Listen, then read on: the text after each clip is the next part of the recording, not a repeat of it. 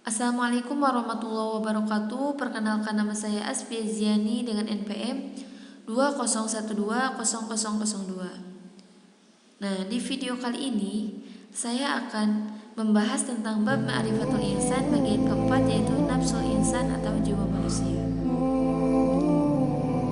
Sebelum ke pembahasan yang lebih lanjut, kita itu harus mengetahui terlebih dahulu apa sih nafsul insan itu.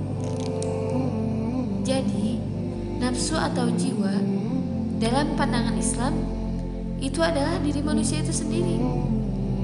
Nyawa atau ruh yang menyebabkan adanya kehidupan, sifat yang mendorong manusia untuk melakukan suatu perbuatan, dan perasaan pada diri manusia. Sedangkan nafsul insan atau jiwa manusia itu adalah pangkal kendali baik buruk secara keseluruhan.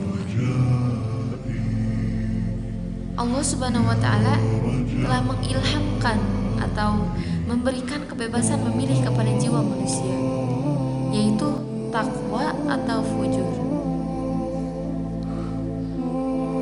Jadi, nafsul insan terbagi menjadi dua, yaitu yang pertama ada nafsu al-hawa dan yang kedua ada ruh. Nafsu itu cenderung untuk fujur, sedangkan ruh itu cenderung untuk takwa. Maka jiwa manusia itu dapat dibedakan menjadi 3 keadaan. Yang pertama, ruh di atas hawa nafsu. Yang telah dijelaskan tadi bahwa ruh itu cenderung kepada takwa, sedangkan nafsu itu cenderung kepada fujur atau berada di dalam kesesatan. Pada kondisi ini, manusia akan berorientasi atau punya kecenderungan untuk selalu berzikir kepada Allah Subhanahu wa Ta'ala. Jadi, tujuan dari berzikir itu adalah ya untuk mengontrol dirinya supaya apa? Ya supaya hidupnya merasakan ketenangan, selalu berbuat yang terbaik, beramal soleh. Nah, jiwa yang seperti ini di dalam Al-Quran disebut sebagai nafsul mutmainnah. Apa yang terjadi ketika ruh yang menguasai hawa nafsu? Nah, jika yang terjadi ruh yang dominan atas hawa, maka salah satunya adalah hilangnya kemalasan untuk beribadah. Maka mereka yang akan terjadi pada mereka adalah fastabiqul khairat atau berlomba-lomba dalam kebaikan. Jiwanya merasa tenang karena selalu banyak berzikir kepada Allah Subhanahu wa Ta'ala. Dan yang kedua, ruh tarik-menarik dengan hawa nafsu. Pada kondisi ini, akallah yang paling berperan dan akan terjadi konflik batin antara keinginan beramal soleh dengan kecenderungan berbuat maksiat. Nah, jiwa yang seperti ini disebut dengan istilah nafsul lawamah atau nafsu yang selalu menyesali dirinya sendiri. Jadi, nafsul lawamah ini adalah nafsu pertengahan. Kenapa? Ya karena yaitu banyak konfliknya gitu. Ketika beramal soleh, terkadang berkecenderungan untuk berbuat maksiat.